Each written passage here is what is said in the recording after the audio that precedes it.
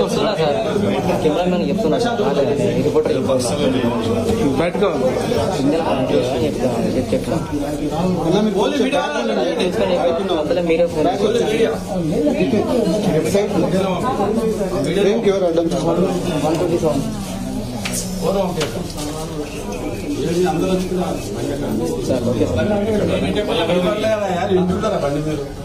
Sir మనం ఆలయాన్ని మనం కన్వర్ట్లేం సార్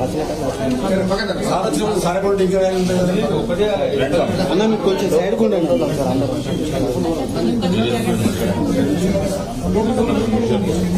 అంటే వెళ్ళిపోయారు గుళ్ళు కొంచెం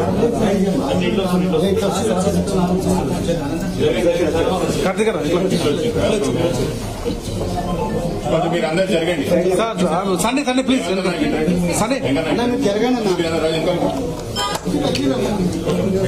అన్న శ్రీకాంత్ బాబు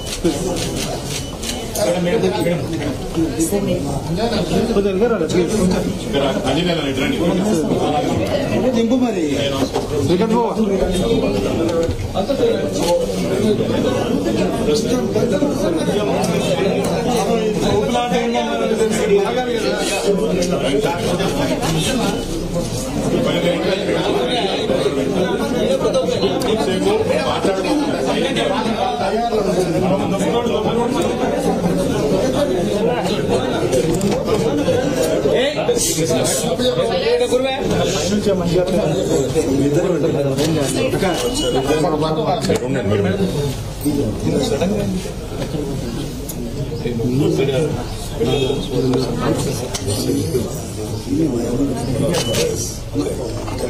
Okay. Just to pay our respects. Because as you know, we cannot speak what happened. Of course. మీరు రావడమే నాకు పెద్ద బలం సార్. మీరు మీ నాన్నగారు affection which is not today's or yesterday's, it's decades of affection. So మీరు వచ్చిందంటే నాకు చాలా బలం వేస్తుంది. We were all disturbed, sir. We were all very disturbed. I saw your tweet and Instagram post. నాకేమనిపించిందంటే ఫోన్ నిన్న నుంచి నేను ఫోన్ స్విచ్ ఆఫ్ పెట్టుకున్నాను. If I switch on the phone, simultaneously ఒక 5-7 కాల్స్ వస్తున్నాయి. అంటే ఒక కాల్ వెనకాల 20 కాల్స్ వెయిటింగ్ వస్తున్నాయి. I'm not able to answer. మీతో మాట్లాడుతుంటే ఎలా జరిగింది అని చెప్పాలి. సో అది ఆల్రెడీ ఎక్స్ప్లెయిన్ చేస్తున్నాను. It's big trauma sir. I want Balaji అనుక్రమాలని I came out of they are all there and we were all there. Lakhs of people's blessings are with you. What you've done in చిలుకూరులో చేసింది సామాన్యమైన పని కాదు, సామాన్యమైన సేవ కాదు. మీకు తెలియకుండానే లక్షల మంది అభిమానులు, ఒకరిద్దరు కాదు, మీకు ప్రపంచం అర్థం ఉన్నారు, ఇక్కడ కూడా కాదు. చిలుకూరు దేవుడు అంటేనే అమెరికా పంపించే దేవుడు. కాబట్టి మీ వల్ల పిల్లలు ఎక్కడెక్కడో వేల మంది, లక్షల మంది ఎక్కడెక్కడో ఉన్న పిల్లలు అన్ని కులాలు, అన్ని మతాలు, అన్ని భాషలు మాట్లాడేటోళ్ళు ఉన్నారు. నేను జరిగింది మాకు అర్థం కాదు. అంటే ఏంది ఎట్లా సడన్ గా మనం నిజానికి ఏంటంటే సరే ఎవరి ధర్మం వారిది, ఎవరి నమ్మకాలు వారివి, ఎవరి దేవుడు వారి గొప్ప. కానీ ఈ రకంగా ఆడుల సంస్కృతి వచ్చి మాకు అది అసలు అర్థం కాదు. మళ్ళీ మీరు అసలు అన్ని వదులుకొని ఇక్కడ వచ్చి మీరు సేవ చేస్తున్నారు. బేసికలీ ఏంటంటే సార్, కాన్స్టిట్యూషన్ ప్రకారంగా ఉండే రామరాజ్యం మనం అడిగేది. కాన్స్టిట్యూషన్ కి విరుద్ధమైన రామరాజ్యం వాళ్ళు అడిగేది. We are with the constitution. శ్రీరాముల వారు ఉన్న కాన్స్టిట్యూషన్ మనకు కావాలి.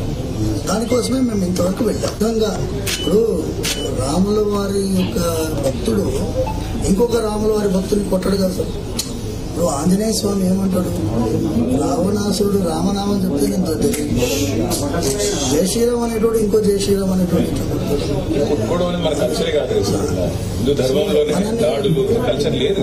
న్యాయం అదే బాధ అనిపించే ఎట్లాగో మేము ఇక్కడ దగ్గరలో ఉన్నాము కన్నారు ఈ కల్చర్. ఫోన్ చేసింది రెడ్డి గారు ఎట్లా ఉన్నారు? నామినేషన్ స్టార్ట్ చేస్తారు. అందుకే వారిని ఒకసారి నమస్కారం.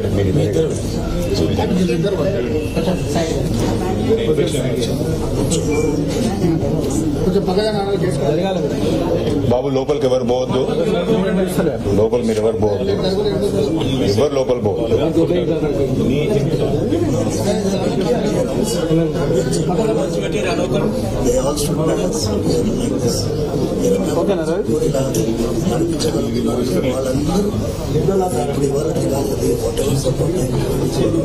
Like family 100% should always be there.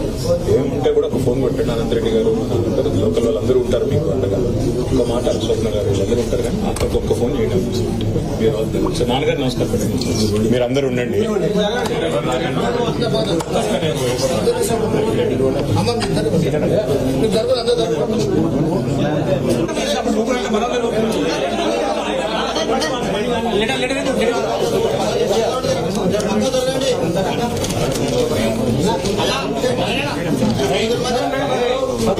దాడి చేయడం జరిగింది. వారిని పరామర్శించడం కోసం మా TRS party working president Shri KT Rama Rao garu, మా మాజీ మంత్రి శ్రీ సత్యారెడ్డి గారు అందరూ కూడా ఇక్కడికి రావడం జరిగింది. మళ్ళీ చెప్తున్నా, నేను భారత రాష్ట్ర సమితి రాజ్యాంగ విలువలకు కట్టుబడి ఉన్నది. మరి ఈ దేశంలో రాజ్యాంగం ప్రకారం ఆర్టికల్ 25 ప్రకారం అన్ని మతాలకు సమానమైన స్వేచ్ఛ ఉన్నది. వారు పాపం మరి ఉద్యోగానికి రాజీనామా చేసి రిటైర్ అయిన తర్వాత ఇక్కడ మరి లక్షలాది మంది హిందువులకు, అన్ని వర్గాలకు, హిందువులే కదా అన్ని వర్గాలకు వారు రాజ్యాంగబద్ధంగా మరి ఇక్కడ ధర్మ ప్రచారం చేసుకుంటా ఉన్నారు. కానీ లేనిపోని అవాకులు చౌకులు బట్టి మాదే నిజమైన రామరాజ్యం అని చెప్పి కొంతమంది అల్లరి ముక్కలు నిన్న దాడి చేసిండ్రు. మరి ఇది రేవంత్ రెడ్డి పూర్తి వైఫల్యం అని చెప్పేసి సందర్భంగా చెప్తున్నాం. ఒకవైపేమో రాహుల్ గాంధీ మరి రాజ్యాంగం పట్టుకొని తిరుగుతా ఉన్నాడు. అదే రాజ్యాంగం ఇచ్చిన ఆర్టికల్ 25 ఏదైతే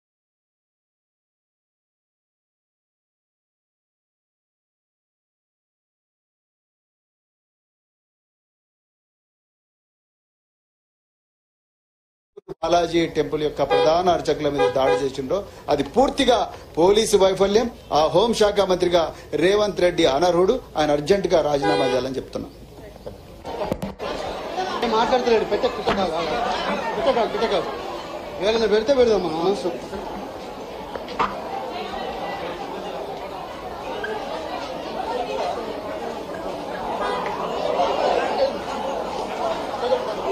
నడు నడు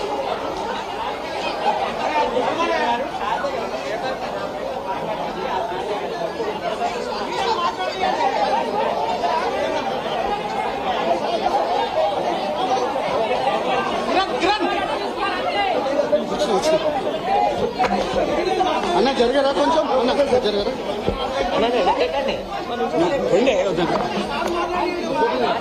చేయి అన్న, చేయి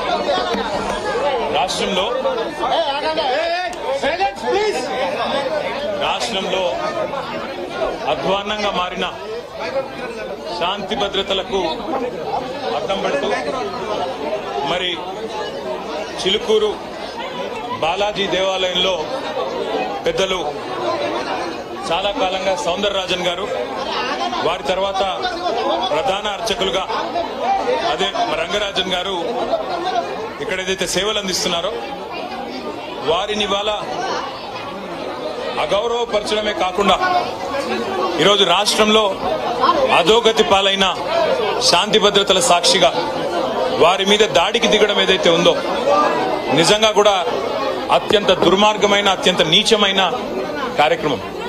ఇది ఎవరు చేసినా, ఏ పేరిట చేసినా, ఏ ఎజెండాతో చేసినా శాంతి భద్రతల విషయంలో మాత్రం ఉక్కుపాదంతో వ్యవహరించాల్సిన బాధ్యత రాష్ట్ర ప్రభుత్వం మీదనే ఉంటుంది.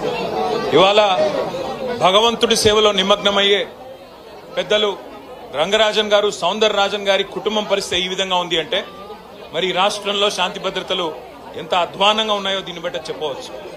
ఖచ్చితంగా ఈ దాడికి పాల్పడ్డ వాళ్ళు ఏ ముసుగులో ఉన్నా, ఏ జెండా పట్టుకున్నా వారిని కఠినాతి కఠినంగా చట్టపరంగా శిక్షించాలని చెప్పి రాష్ట్ర ప్రభుత్వాన్ని డిమాండ్ చేస్తూ, భవిష్యత్తులో కూడా ఇలాంటి సంఘటనలు పునరావృతం కాకుండా కఠినంగా చర్యలు తీసుకోవాలి, కఠినంగా సమీక్షించి పూర్తి స్థాయి భద్రత కూడా అవసరమైతే వారికి ఏర్పాటు చేయాలి. ఎందుకంటే చిలుకూరు బాలాజీ ఆలయం ఇవాళ లక్షలాది మంది అభిమానులు వారికి ప్రపంచవ్యాప్తంగా ఉన్నారు. అట్లాంటి చిలుకూరు బాలాజీ ఆలయానికి మరి గొప్పగా సేవలు అందిస్తున్న ఆ కుటుంబాన్ని సౌందరరాజన్ గారు కానీ, రంగరాజన్ గారు గారిని, వారిని అవమానించడం అంటే నిజంగా కూడా ఆ స్వామివారి భక్తులను అవమానించడమే. ఒక దైవ భక్తుడిని అవమానించడం అంటే దేవుణ్ణి కూడా అవమానించినట్టే. కాబట్టి తక్షణమే ఈ విషయంలో కఠినాతి కఠినంగా భవిష్యత్తులో మళ్ళీ ఇట్లాంటి పునరావృతం కాకుండా చర్యలు తీసుకోవాలని ప్రభుత్వాన్ని డిమాండ్ చేస్తా ఉన్నాం. ఆ సౌందరరాజన్ గారికి, రంగరాజన్ గారి కుటుంబానికి మేము పూర్తి స్థాయిలో అండగా ఉంటామని చెప్పి కూడా తెలియజేస్తాం. Thank you.